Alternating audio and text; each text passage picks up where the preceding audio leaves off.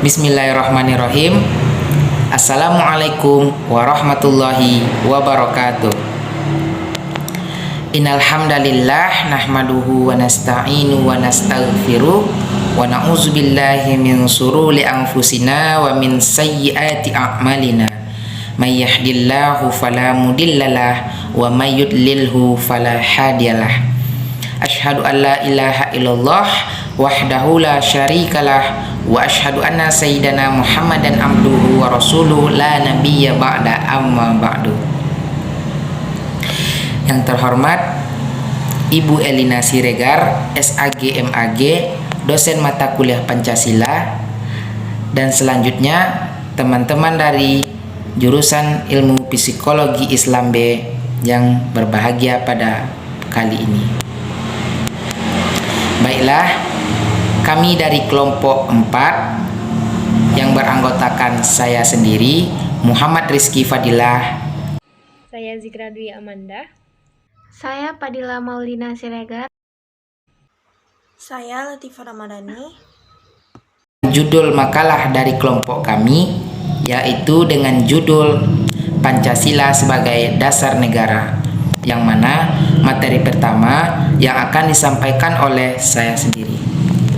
Baiklah, yang pertama, pengertian negara. Negara merupakan suatu organisasi kekuasaan yang berdaulat dengan tata pemerintahan dan melaksanakan tata tertib atas suatu umat di suatu daerah tertentu. Unsur-unsur konstitutif. Menurut Deponolo, ada 3 unsur-unsur konstitutif. Yang pertama, unsur tempat. Tempat atau wilayah juga menjadi salah satu unsur-unsur negara yang tidak kalah penting.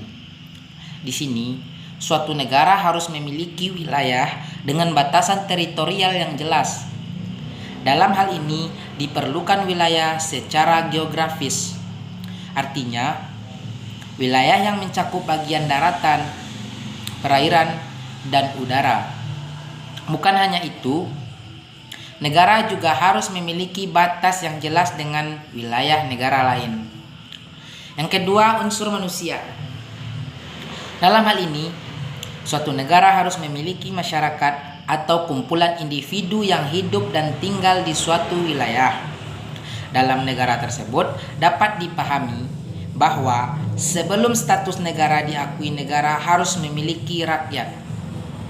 Yang ketiga, unsur organisasi, yaitu harus ada pemerintahan yang berdaulat. Di sini, pemerintahan juga memegang kunci sebagai negara yang berdaulat. Artinya, pemerintahan dapat dengan bebas, mandiri, dan tanpa tekanan dari negara lain dalam mengatur kehidupan masyarakatnya. Konsekuensi Pancasila sebagai dasar negara. Negara Indonesia merupakan negara kesatuan yang berbentuk republik dengan pasal 1 Undang-Undang Dasar Negara Republik Indonesia, yang mana Pancasila menjadi jiwa bangsa Indonesia. Pancasila menjadi acuan konstitusi dan hukum yang berlaku di Indonesia. Pancasila menduduki posisi teratas pada tata urutan peraturan perundang-undangan. Pancasila mencerminkan kepribadian bangsa Indonesia. Tujuan negara, kekuatan negara, kepastian hidup, keamanan dan ketertiban, kesejahteraan dan kebahagiaan kehidupan penduduk, dan kemerdekaan negara. Materi selanjutnya yang akan disampaikan oleh Fadilah Maulina Siregar. Baik, di sini saya akan melanjutkan materi kedua, yaitu jalan yang ditempuh untuk mewujudkan tujuan negara tersebut. Jika disederhanakan, dapat digolongkan ke dalam 2 aliran, yaitu yang pertama, aliran liberal individualis. Aliran ini berpendapat bahwa kesejahteraan dan kebahagiaan harus dicapai dengan politik dan sistem ekonomi liberal atau melalui persaingan bebas. Sedangkan menurut aliran kedua atau aliran kolektivitas sosialis, aliran ini berpandangan bahwa kesejahteraan dan kebahagiaan manusia hanya dapat diwujudkan melalui politik dan sistem ekonomi terpimpin atau otoriter. Tujuan negara Republik Indonesia apabila disederhanakan dapat dibagi menjadi dua, yaitu yang pertama mewujudkan kesejahteraan umum dan yang kedua menjamin keamanan seluruh bangsa dan seluruh wilayah negara. Oleh karena itu, pendekatan dalam mewujudkan tujuan negara tersebut dapat dilakukan dengan dua pendekatan, yaitu yang pertama pendekatan kesejahteraan atau prosperity approach dan yang kedua pendekatan keamanan atau security approach. Baiklah, kita lanjutkan ke materi selanjutnya, yaitu menelusuri konsep dan urgensi dasar negara. Secara etimologis, istilah dasar negara maknanya identik dengan istilah Grundom atau norma dasar, Rechtsstaat atau cita hukum, Staatsstaat atau cita negara, dan Philosophic Grundslag atau dasar filsafat negara. Banyaknya istilah dasar negara dalam kosakata bahasa asing menunjukkan bahwa dasar negara bersifat universal, yang artinya setiap negara memiliki dasar negara. Secara terminologis atau secara istilah, dasar negara dapat diartikan sebagai landasan dan sumber dalam membentuk dan menyelenggarakan negara. Dasar negara juga dapat diartikan sebagai sumber dari segala sumber hukum negara. Dengan demikian, kedudukan dasar negara berbeda dengan kedudukan peraturan perundang-undangan. Karena dasar negara merupakan sumber dari peraturan perundang-undangan, sedangkan implikasi dari kedudukan dasar negara ini, maka dasar negara bersifat permanen, sedangkan perundang-undangan bersifat fleksibel, yang artinya dapat diubah sesuai tuntutan zaman. Dengan demikian, dasar negara merupakan suatu norma dasar dalam penyelenggaraan bernegara yang menjadi sumber dari segala sumber hukum, sekaligus sebagai cita hukum, baik tertulis maupun tidak tertulis dalam suatu negara. Cita hukum ini akan menegakkan hukum pada cita-cita bersama dari masyarakatnya. Cita-cita ini mencerminkan kesamaan-kesamaan kepentingan di antara sesama warga masyarakatnya. Selanjutnya kita masuk ke dalam sumber yuridis Pancasila sebagai dasar negara. Secara yuridis ketatanegaraan, Pancasila merupakan dasar negara Republik Indonesia sebagaimana terdapat pada pembukaan Undang-Undang Dasar Negara Republik Indonesia pada tahun 1945, yang kelahirannya ditempa dalam proses kebangsaan Indonesia. Melalui Undang-Undang Dasar Negara Republik Indonesia tahun 1945 sebagai payung hukum, Pancasila perlu diaktualisasikan agar dalam praktik berdemokrasinya tidak kehilangan arah dan dapat meredam konflik yang tidak produktif. Penegasan Pancasila sebagai dasar negara sebagaimana terdapat pada pembukaan juga dimuat dalam ketetapan MPR. Selain itu, juga ditegaskan dalam Undang-Undang Nomor 12 Tahun 2011 tentang pembentukan perundang-undangan bahwa Pancasila merupakan sumber dari segala sumber hukum negara. Penempatan Pancasila sebagai sumber dari segala sumber hukum yaitu sesuai dengan pembukaan Undang-Undang Dasar Negara Republik Indonesia tahun 1945, bahwa Pancasila ditempatkan sebagai dasar dan ideologi negara serta sekaligus dasar filosofi bangsa dan negara, sehingga setiap materi muatan peraturan perundang-undangan tidak boleh bertentangan dengan nilai-nilai yang terkandung dalam Pancasila. Selanjutnya, sumber sosiologis Pancasila sebagai dasar negara. Secara ringkas, menurut Profesor Latif atau pimpinan MPR dan tim kerja sosialisasi MPR periode 2009 sampai 2014, menguraikan pokok-pokok moralitas dan haluan kebangsaan dan kenegaraan menurut alam Pancasila sebagai berikut. Yang pertama, nilai-nilai ketuhanan atau religiusitas sebagai sumber etika dan spiritualitas yang bersifat vertikal transidental dianggap penting sebagai fundamental etika kehidupan bernegara. Negara menurut Pancasila diharapkan dapat melindungi dan mengembangkan kehidupan beragama, sementara agama diharapkan dapat memainkan peran publik yang berkaitan dengan penguatan etika sosial. Yang kedua, nilai-nilai kemanusiaan universal yang bersumber dari hukum Tuhan, hukum alam, dan sifat-sifat sosial atau bersifat horizontal dianggap penting sebagai fundamental etika politik kehidupan bernegara dalam pergaulan dunia. Prinsip kebangsaan yang luas mengarah pada persaudaraan dunia yang dikembangkan melalui jalan eksternalisasi dan internalisasi. 3. Nilai-nilai etis kemanusiaan harus mengakar harus mengakar kuat dalam lingkungan pergaulan kebangsaan yang lebih dekat sebelum menjangkau pergaulan dunia yang lebih jauh. Indonesia memiliki prinsip dan visi kebangsaan yang kuat, bukan saja dapat mempertemukan kemajemukan masyarakat dalam kebaruan komunitas politik bersama, melainkan juga mampu memberi kemungkinan bagi keragaman komunitas untuk tidak tercabut dari akar tradisi dan kesejarahan masing-masing. Yang keempat, nilai ketuhanan, nilai kemanusiaan, nilai dan cita kebangsaan, serta demokrasi permusyawaratan itu memperoleh artinya sejauh dalam mewujudkan keadilan sosial antara peran manusia sebagai makhluk individu dan peran manusia sebagai makhluk sosial, juga antara pemenuhan hak sipil politik dengan hak ekonomi sosial dan budaya. Pandangan tersebut berdasarkan pada pemikiran Bjarne atau yang menyatakan bahwa keadilan sosial setidak-tidaknya memberikan pengaruh pada usaha menemukan cita negara bagi bangsa Indonesia yang akan membentuk negara dengan struktur sosial asli Indonesia. Adalah materi selanjutnya yang akan disampaikan oleh Latifah Ramadhani. Sumber politis Pancasila sebagai dasar negara, Pasal 1 Ayat 2 Undang-Undang Dasar 1945.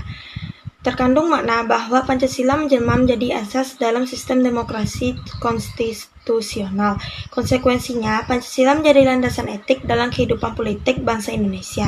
Selain itu, bagi warga negara yang berkiprah dalam suprastruktur politik atau sektor pemerintahan, yaitu lembaga-lembaga negara dan lembaga-lembaga pemerintahan, baik di pusat maupun di daerah. Pancasila merupakan norma hukum dalam memformulasikan dan mengimplementasikan kebijakan publik yang menyangkut hajat hidup orang banyak.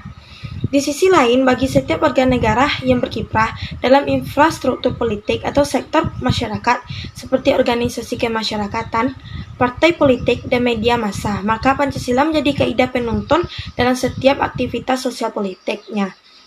Dengan demikian, sektor masyarakat akan berfungsi memberikan masukan yang baik kepada sektor pemerintah dalam sistem politik. Pada gilirannya, sektor pemerintah akan menghasilkan output politik berupa kebijakan yang memihak kepentingan rakyat dan diimplementasikan secara bertanggung jawab di bawah kontrol infrastruktur politik. Dengan demikian, diharapkan akan terwujud client government dan good governance demi terwujudnya masyarakat yang adil dalam kemakmuran dan masyarakat yang makmur dalam keadilan. Esensi dan urgensi Pancasila sebagai dasar negara. Yang pertama, esensi Pancasila sebagai dasar negara. Pancasila sebagai dasar negara menurut Pasal 2 Undang-Undang Republik Indonesia Nomor 12 Tahun 2011 tentang pembentukan peraturan perundang-undangan merupakan sumber dari segala sumber hukum. Di sisi lain, pada penjelasan Pasal 2 tersebut dinyatakan bahwa Pancasila sebagai dasar negara dan ideologi negara serta sekaligus dasar filosofis negara, sehingga setiap materi muatan peraturan perundang-undangan tidak boleh bertentangan dengan nilai-nilai yang terkandung dalam Pancasila. Pancasila adalah substansi esensial yang mendapatkan kedudukan formal yuridis dalam pembukaan Undang-Undang Dasar Negara Republik Indonesia tahun 1945. Oleh karena itu, rumusan Pancasila sebagai dasar negara adalah sebagaimana terdapat dalam pembukaan Undang-Undang Dasar Negara Republik Indonesia tahun 1945. Perumusan Pancasila yang menyimpang dari pembukaan secara jelas merupakan perubahan secara tidak sah atas pembukaan Undang-Undang Dasar Negara Republik Indonesia tahun 1945. Kedudukan Pancasila sebagai dasar negara dapat dirinci sebagai berikut. Pancasila sebagai dasar negara adalah sumber dari segala sumber tertib hukum Indonesia. Yang kedua, meliputi suasana kebatinan dari Undang-Undang Dasar 1945. Mewujudkan cita-cita hukum bagi dasar negara, baik hukum dasar tertulis maupun tidak tertulis. Mengandung norma yang mengharuskan Undang-Undang Dasar mengandung isi yang mewajibkan pemerintah dan lain-lain penyelenggara negara, termasuk penyelenggara partai dan golongan fungsional, memegang teguh cita-cita moral rakyat yang luhur. Merupakan sumber semangat abadi Undang-Undang Dasar 1945 bagi penyelenggara negara. Yang kedua, urgensi Pancasila sebagai dasar negara. Untuk memahami urgensi Pancasila sebagai dasar negara, dapat menggunakan dua pendekatan, yaitu institusional atau kelembagaan, dan human resources, personal atau sumber daya manusia. Pendekatan institusional yaitu membentuk dan menyelenggarakan negara bersumber pada nilai-nilai Pancasila, sehingga negara Indonesia memenuhi unsur-unsur sebagai negara modern yang menjamin terwujudnya tujuan negara atau terpenuhinya kepentingan nasional, yang bermuara pada terwujudnya masyarakat adil dan makmur. Sementara human resources terletak pada dua aspek, yaitu orang-orang memegang jabatan dalam pemerintahan atau aparatur negara yang melaksanakan nilai-nilai Pancasila secara murni dan konsekuen di dalam pemenuhan tugas dan tanggung jawabnya, sehingga formulasi kebijakan negara akan menghasilkan kebijakan yang mengejawantahkan kepada rakyat atau kepentingan rakyat. Dalam kehidupan kemasyarakatan, baik dalam bidang sosial maupun bidang politik, sudah seharusnya nilai Pancasila selalu dijadikan kaidah penuntun kehidupan Pancasila sebagai sumber dari sumber hukum. Sudah selayaknya menjadi ruh dari berbagai peraturan yang ada di Indonesia.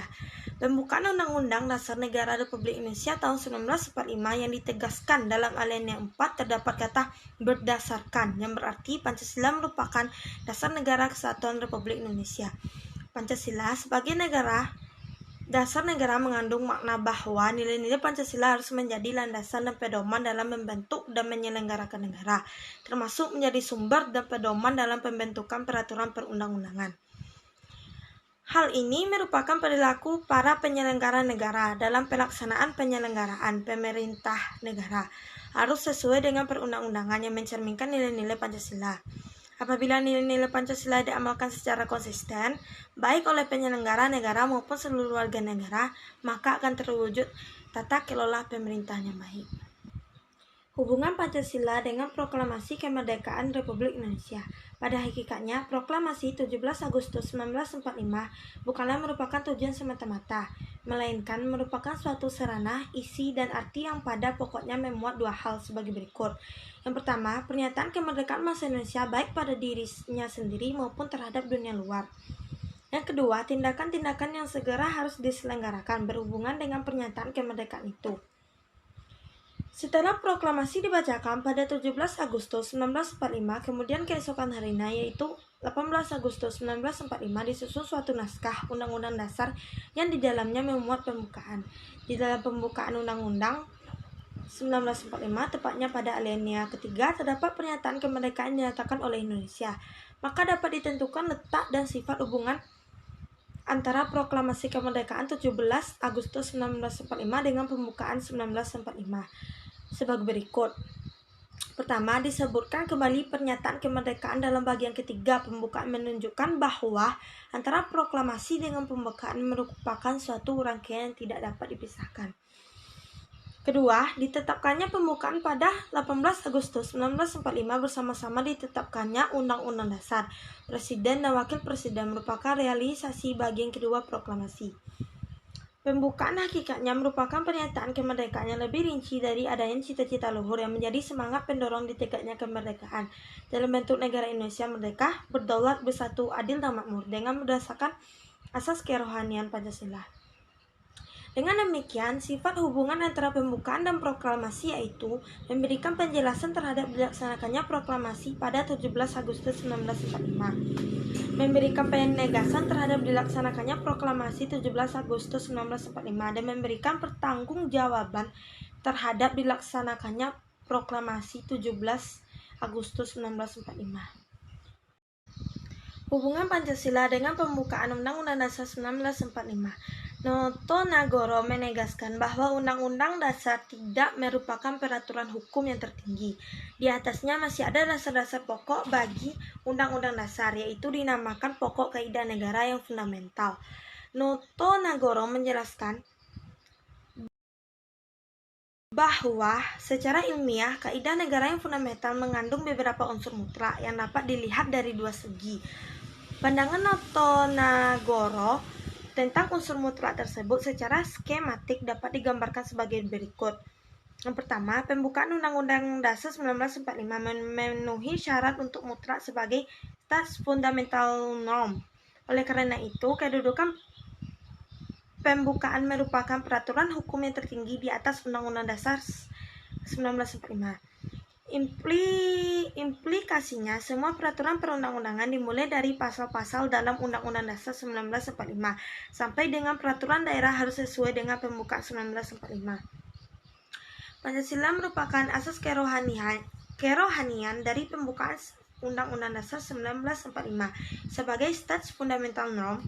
Secara ilmiah akademis, pembukaan Undang-Undang 1945 sebagai stats fundamental norm mempunyai hakikat kedudukan yang tepat, kuat, dan tak berubah bagi negara yang dibentuk.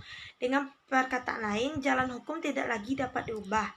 Ketentuan dalam pasal 37 ayat 1 sampai 5 Undang-Undang Dasar 1945 pasca amandemen keempat dalam pasal 37 tersebut hanya memuat ketentuan perubahan pasal-pasal dalam Undang-Undang Dasar 1945, tidak memuat ketentuan untuk mengubah pembukaan Undang-Undang Dasar 1945.